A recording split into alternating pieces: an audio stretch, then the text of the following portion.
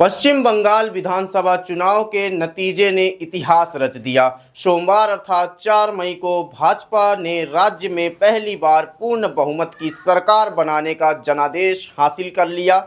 इस ऐतिहासिक जीत पर दिल्ली स्थित भाजपा मुख्यालय में प्रधानमंत्री नरेंद्र मोदी ने अपने कार्यकर्ताओं को संबोधित करते हुए बड़ी घोषणाएं की और भविष्य का खाका भी पेश किया। आइए पीएम मोदी के भाषण की कुछ अहम बातों पर नजर डालते हैं जो भारतीय जनता पार्टी की पश्चिम बंगाल जीत को लेकर था। तो सोमवार शाम को जैसे ही चुनाव परिणामों ने बंगाल में भाजपा की स्पष्ट जीत की तस्वीर पेश की, दिल्ली के भाजपा मुख्यालय के दफ्तर में जश्न का माहौल भी गर्म हो गया।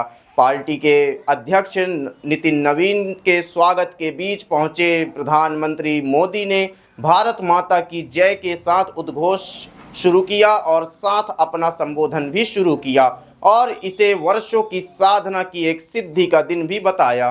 प्रधानमंत्री नरेंद्र मोदी ने अपने संबोधन में सबसे जोरदार दावा करते हुए कहा कि आज गंगोत्री से लेकर गंगा सागर तक कमल ही कमल खिला है। उन्होंने समझाया कि उत्तराखंड, उत्तर प्रदेश, बिहार और अब पश्चिम बंगाल तक मां गंगा के तट पर बसे राज्यों में भाजपा समर्थन एनडीए की सरकार है।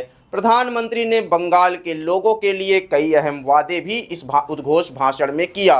उन्होंने कहा कि राज्य में भाजपा की सरकार की पहली कैबिनेट बैठक में ही आयुष्मान भारत योजना को मंजूरी दी जाएगी। इसके अलावा उन्होंने महिलाओं को सुरक्षित माहौल, युवाओं को रोजगार और बंगाल में चल रहा पलायन रोकने का भी वादा किया। सबसे बड़ा संदेश उन्होंने घुसपैठियों के खिलाफ किया। उन्होंने कहा कि घुसपैठियों के खिलाफ सख्त से सख्त कार्यवाही की जाएगी। ये वादा भी नरेंद्र मोदी ने आज अपने विजय भाषण में किया।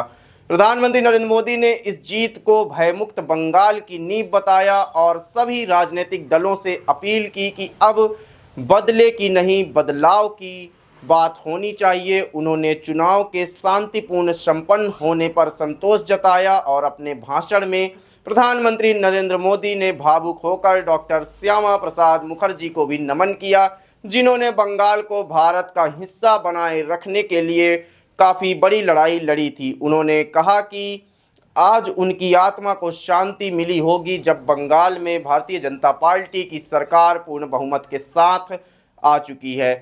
यहीं विपक्ष पर निशाना भी साधा पीएम नरेंद्र मोदी ने। तो वहीं विपक्ष पर निशाना साधते हुए पीएम मोदी ने कहा कि कांग्रेस, टीएमसी और डीएमके जैसी पार्टियों ने महिला आरक्षण बिल का विरोध किया है, इसलिए आज बंगाल सहित देश की महिलाओं ने उन्हें सबक सिखाया है। उन्होंने यह भी गर्व से कहा है कि अब देश के किसी भी राज्य में कम्युनिस्ट पार्टी की सरकार नहीं है, जो देश की बदलती सोच का प्रतीक है। और तो ये थी पीएम नरेंद्र मोदी की उस ऐतिहासिक विजय भाषण के कुछ मुख्य अंश। और अब बंगाल में पहली बार भारतीय जनता पार्टी की सरकार है और देखना यह है कि क्या भारतीय जनता पार्टी की सरकार जमीन पर उन दावों को उतारेगी जो उसने विजय भाषण में प्रधानमंत्री नरेंद्र मोदी ने किया है। सरकार चुनावी वादों को कितना जमीनी स्तर पर उतारती है, हकीकत में बदलती है, ये तो फिलहाल बंगाल के कैबिनेट गठन होने के बाद ही पता चलेगा, मंत्रिमंडल विस्तार पर पता चलेगा। पर प्रधानमंत्री नरेंद्र मोदी के भाषण से यह स्पष्ट है कि बंगाल के मंत्रिमंडल की बैठक से पहले ही आयुष्मान भारत योजना बंगाल पर लागू की जाएगी, जिससे वहां के लोगों को काफ़ी हद तक स्वास्थ्य सेवाओं पर लाभ मिलेगा। तो बंगाल जीत के बाद भारतीय जनता पार्टी में खूब उत्साह का माहौल है। हर्षोल्लास के साथ पार्टी अध्यक्ष नितिन नवीन ने भी शुभकामनाएं दी हैं। अब देखना यह है कि बंगाल में किसको सीएम का पद मिलता है।